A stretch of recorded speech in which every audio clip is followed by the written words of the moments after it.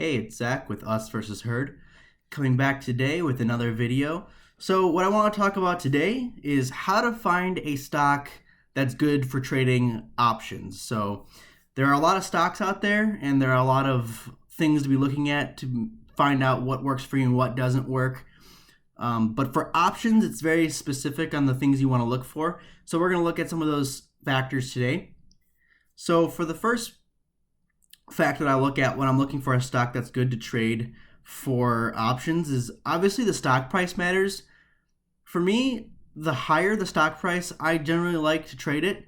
So I like to trade Google, Tesla, I trade Amazon.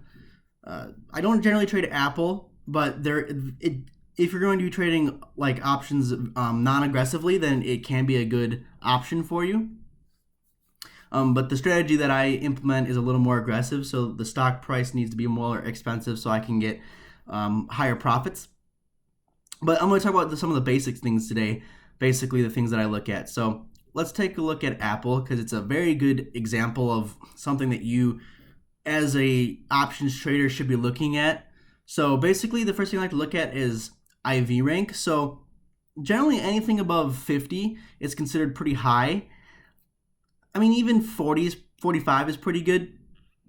Basically, that's the implied volatility rank. And the higher it is, the higher the rank is, the better you can get on a spread. So, for example, if you do a vertical and you would like to purchase, so if you don't want to purchase in the money, obviously, because that's where the price is, it would not be good. So the higher the IV rank, the farther you can go out from the money. So you can get a spread that's further out for a decent price.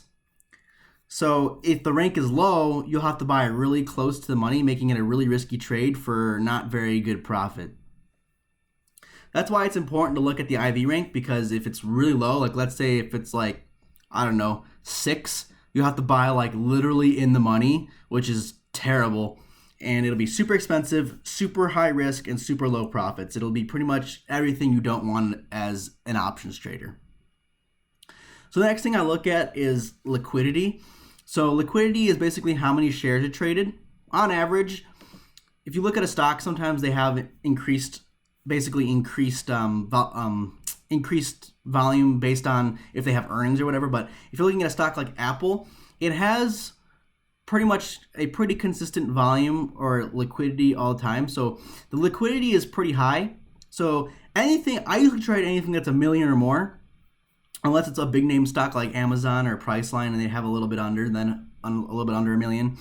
But like, for example, something that has high liquidity allows you to get in and out of the position very easily. So 11.1 million is very good. So that's why I use Apple as an example. Why is it important? So if you have a stock that is low, has low liquidity, meaning not very many shares are traded, and you buy a position, it may be hard for you to get out of that position because not too many people are actually trading the stock. And it might be hard for you to get in the position because not too many people are trading the stock. So it's very important to make sure that you have high liquidity. Otherwise, you might have some trouble actually trading the stock, especially if you get in and can't get out and then you get stuck and then you have a big problem. So that's important to look at. Like I said, stock price does matter. However, it's not the only indicator. There are other ways. It depends on what your strategy is. Like for Apple, I would say it's pretty much a textbook example of what's a good options stock to trade because it has high liquidity. It has a high IV rank. It's well known, and it's going to move. So the other thing to look at, though, is when you're looking for a stock to trade for earnings is to make sure that it doesn't have earnings, because that's going to mess up your entire trade, guaranteed.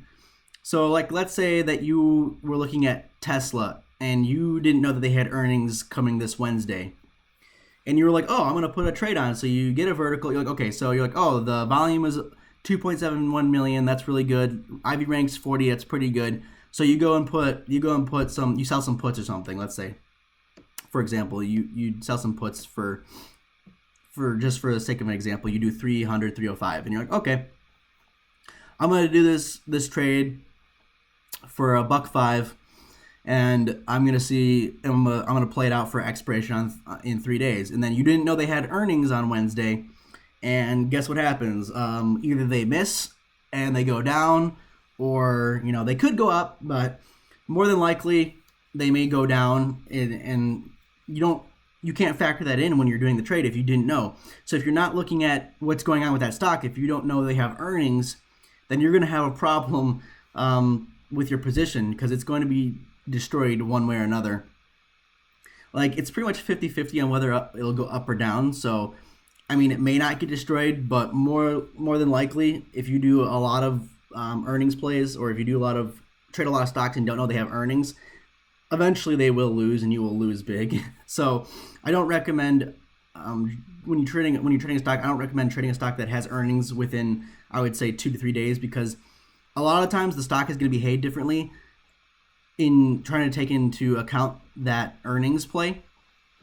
So if you want to trade stocks for options, then you just need to find stocks that don't have earnings, have a high IV rank, they have high liquidity. And I generally like to trade stocks that are more than $200, but there is a case you made for lower profits with like Apple, because the stock price isn't over 200, but it's a really well-known stock, and it is expensive. But the ranges you can get are just they don't work for me personally, but they do work for other options traders, obviously, because people love to trade those well-known stocks. I like to trade well-known stocks too, because I know what they're going to do, and you have a better idea of what their company is all about and where they're going. So that's another thing I would say when you're looking to find a stock to trade for options. It's a really good idea to make sure that you're not trading like something that nobody knows and has really low liquidity and no one's trading it, and you don't know anything about their company, what they do, what their finances are like. So that would say it's also important is to find a stock that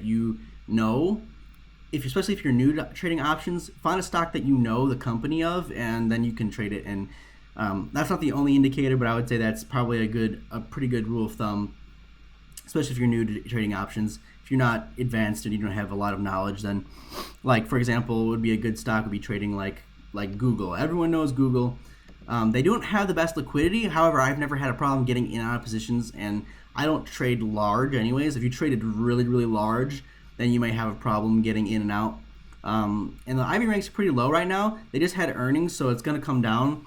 But they, from what I know, are pretty much a guaranteed mover. So I would say that I know it goes against a few of these rules that I was talking about. But if you're familiar with the stock and you've made money on it before and you can consistently make money on it, then yes, that's more of an advanced approach, and that's based on strategy.